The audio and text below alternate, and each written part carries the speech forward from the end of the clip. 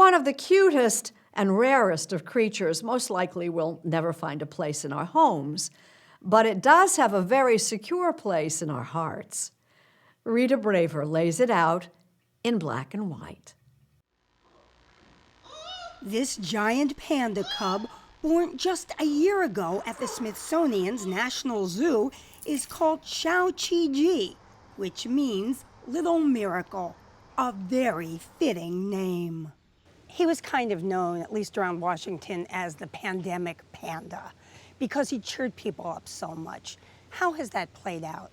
We have heard from so many people just passing through in the Panda House that he kind of saved them during the pandemic when they were depressed at home, and they could turn on the Panda Cam and watch him rolling around and playing or interacting with his mom.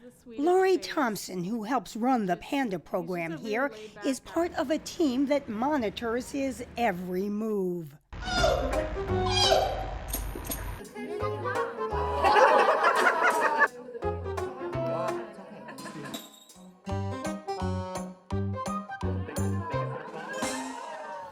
Gosh.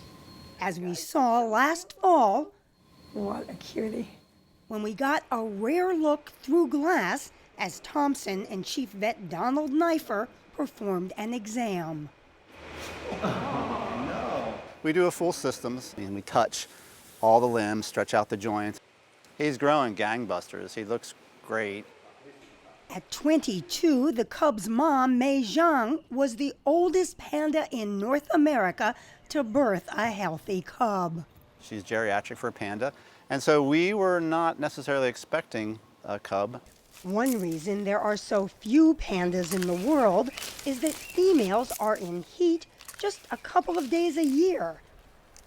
In fact, Mei Zhang in the zoo's male panda, Tian Tian, made Xiao Qi Ji and his 3 older siblings through the wonders of modern science.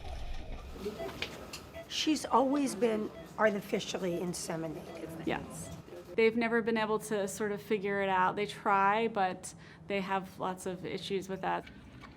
This time, they didn't even bother Tian Tian, using his 5-year-old frozen semen in order to minimize contact among the zoo staff during the pandemic. How did you learn about the new baby? They did send me an email saying, congratulations, you're the father of a new baby panda. Well, fairy godfather at least. David Rubenstein, a Washington businessman and philanthropist, has helped bankroll the pandas since 2011.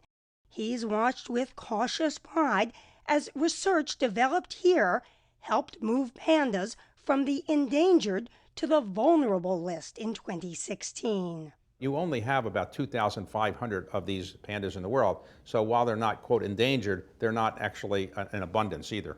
The pandas at the National Zoo and everywhere outside China are actually on loan from the Chinese government.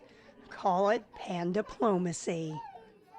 And I do think that the U.S. has done a very good job in working with the Chinese to make certain that we will have more pandas for quite some time. Like his older brothers and sister, Xiao Qi Ji will be sent to China after a few years. But in the meantime, he will be a constant reminder of the need to preserve his whole species.